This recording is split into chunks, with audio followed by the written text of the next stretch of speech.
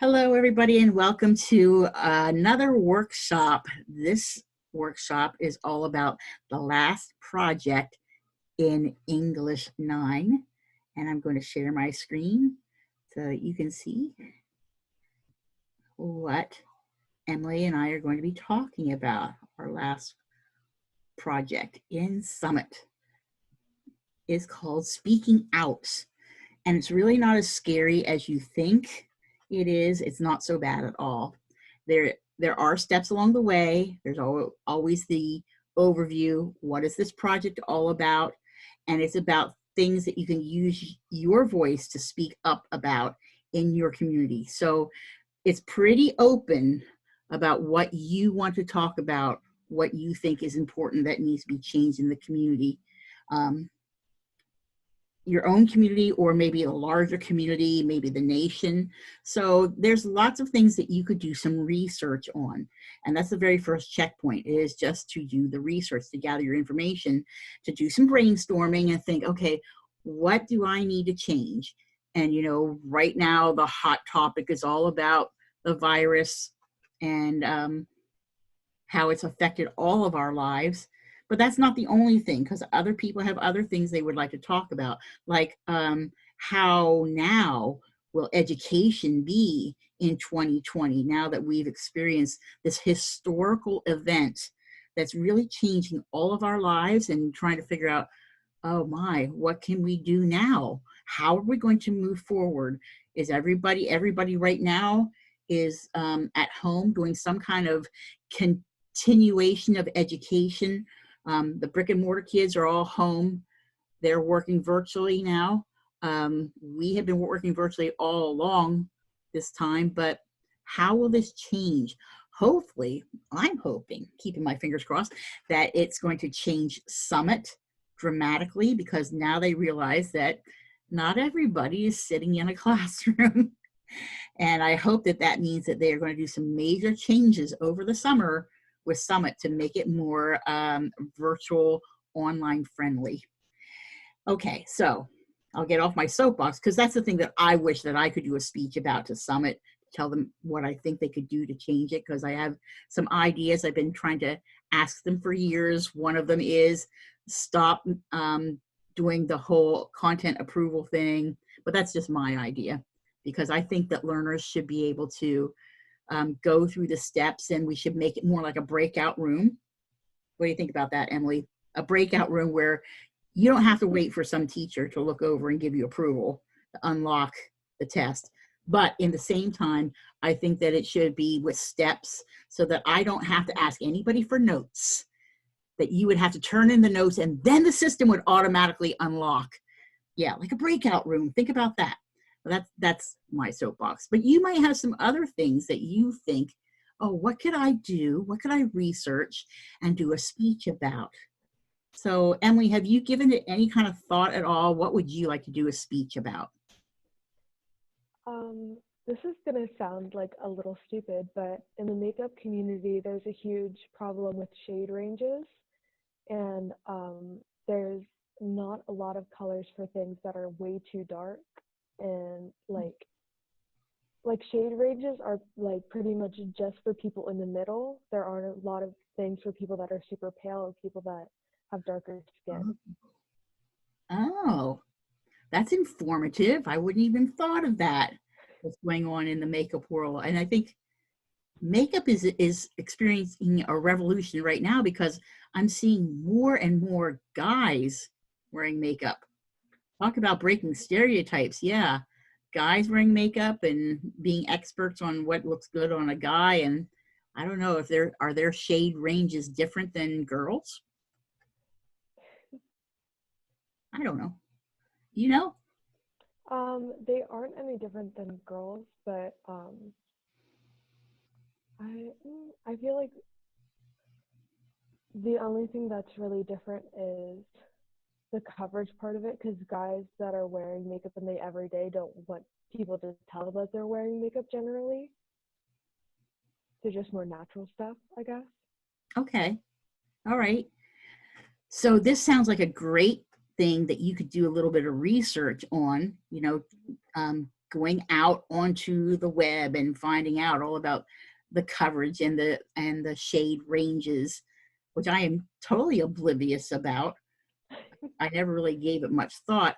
I do notice though there are more and more people that have come out with different kinds of skin things that they need makeup, like if they have vitiligo or if they Yeah. have port wine stain or something that they want to cover. You know, acne is a big thing. I know I got a nice one here. I put a little makeup on, but yeah, that is a great idea for speech. I think that's a great idea. So before I open up these at the top, what you turn in, I always look through the resources for everyone. And this is where it's like a minefield of like too much information sometimes, or what do I actually need here? So I would advise kids to pop into these and see, do I need this? Hey, there's some things about notes, something about down here at the bottom, identifying major facts in an article, and knowing how to remember to copy and paste and save yourself some trouble by pasting notes, especially if you're looking up websites. Like you probably want to save that somewhere, so when you get to the final product, which is your speech, you're going to have, okay, I got this information from this website, because we never want to plagiarize.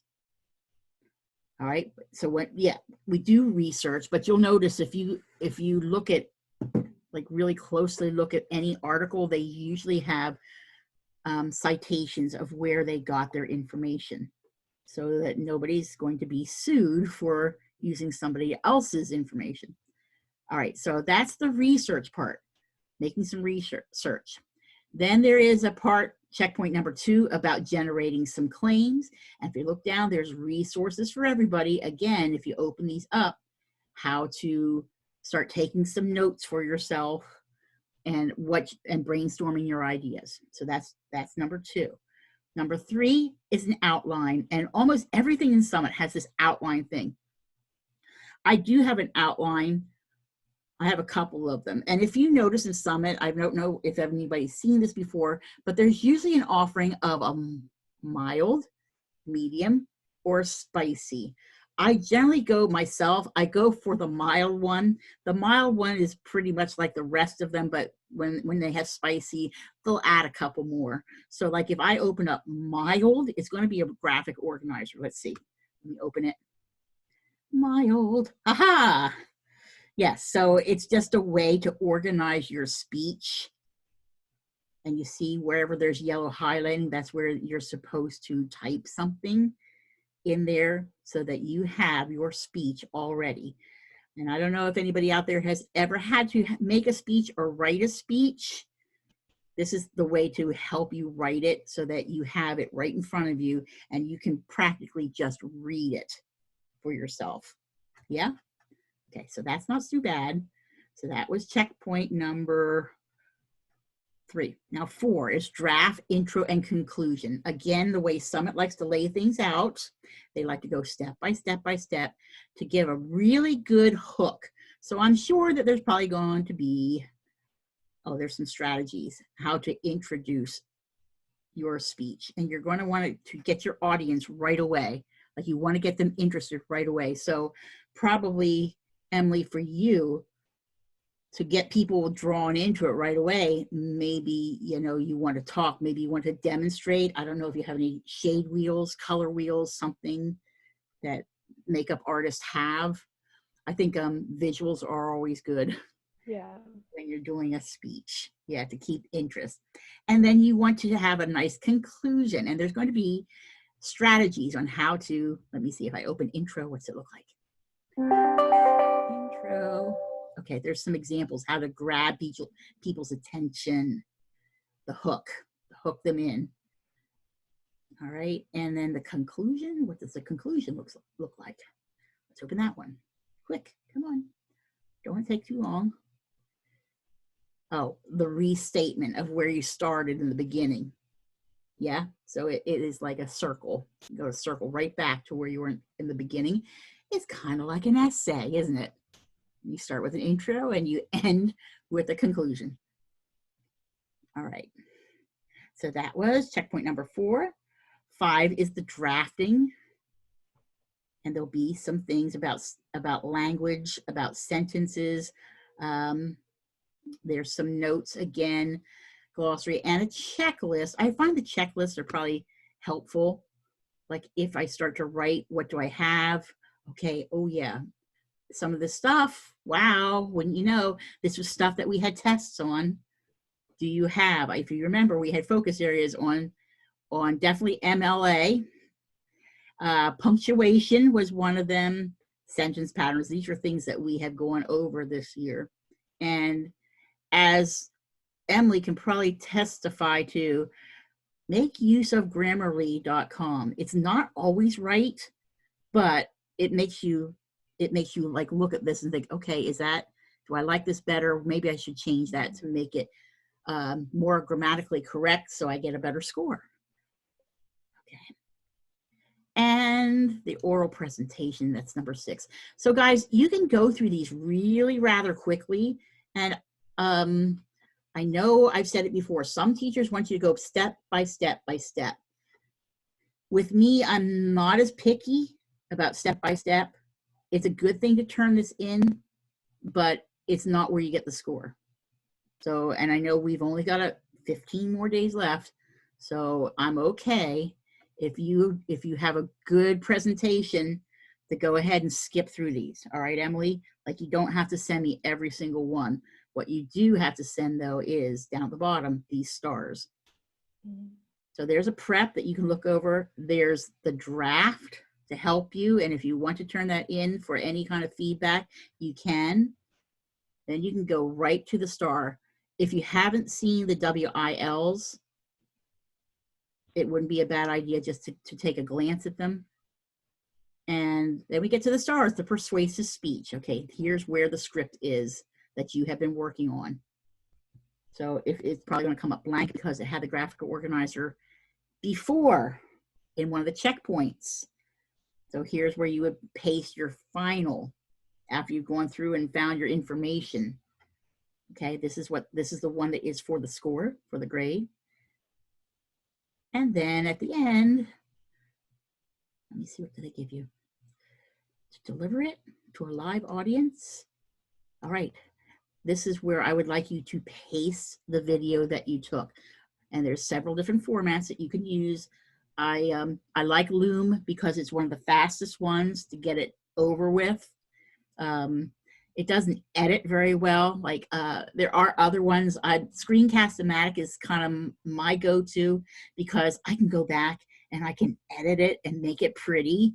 But there's iMovie, or if you have something else that might work from your phone, that would work too. If you like to have your videos very nicely edited with titles and transitions, that's nice. But here's where I would like you to paste your final.